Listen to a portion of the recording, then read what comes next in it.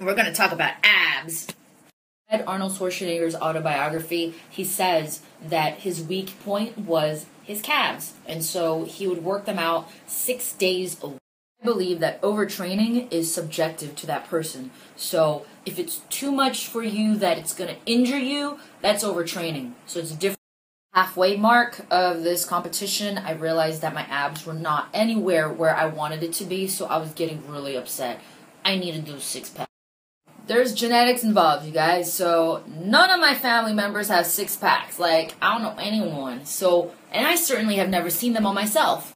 Be like Arnold and go really high reps and go heavy on my abs 6 times a week so that they have no choice. It always took me an hour, a full hour or more. I never cheated it. And if I happened to finish earlier, I would add on something else to make sure it I dug really deep to remember all the things that I did for my ab workouts, and this is what I came up with. So I'm not recommending you try it. It's just what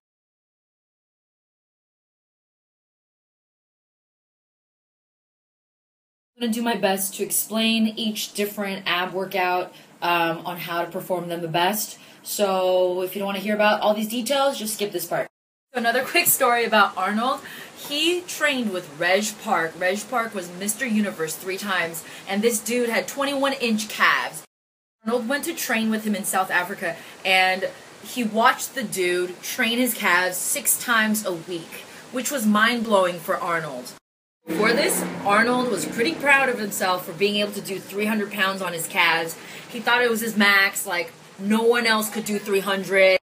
Reg Park did 1,000 pounds.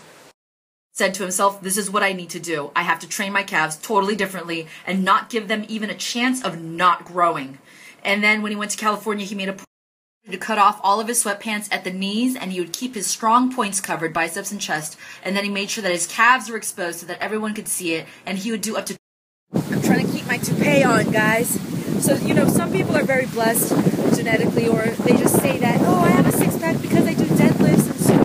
So for the ball crunch, you want to hold a plate behind your head or above your face with your arms out. Flex all the way back, have that full movement, and then squeeze the ball pass. Get all the way up. See how his shoulders got up? So that's 1. When the ball comes back to your hand, that's 1 rep. And twist, you want to lean back a little bit, flex those abs, and breathe out like... You can use a medicine ball plate or a dumbbell. Crunch. Pull with your abs, not your arms. Have that back flexed, a bend for that full movement. Have some pattern. Plank with the ball under your feet, but not under your shins like that. That's cheating. I'd prefer it if your feet were flexed like this so that it causes more instability. It would be harder. Knee tucks on the floor. You can have a medicine ball between your feet or have some ankle weights there.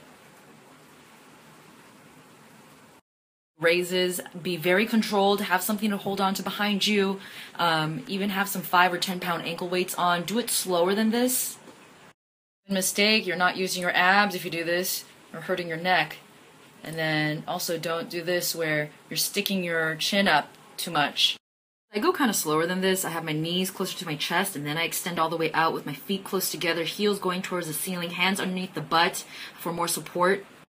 Leg lift. Look at how far up he goes, and it's harder if you add weights to it. It's harder if you have your legs completely straight. He's hanging. If after the hanging leg lifts you realize that your arms are giving out, you can transfer over to the chair and do them here, burn it out with straight legs or knee raises. Cheat on hanging leg lifts. It's really effective for your lower abs, so do them very controlled. When you're hanging on, make sure your legs are straight, use some weights, and if you can't finish your set with your legs straight, then finish it with your knees bent.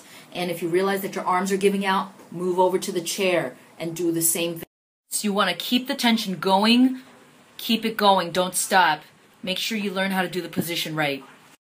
Make sure you don't spend much time on the bottom, get right back up there, and if you can't do that, then, you know, don't make it such a steep incline. Make it a little bit... But I'd put a 8-pound dumbbell in my hand, sir.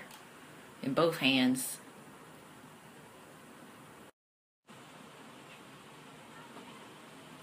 Yeah, knees all the way to that chest.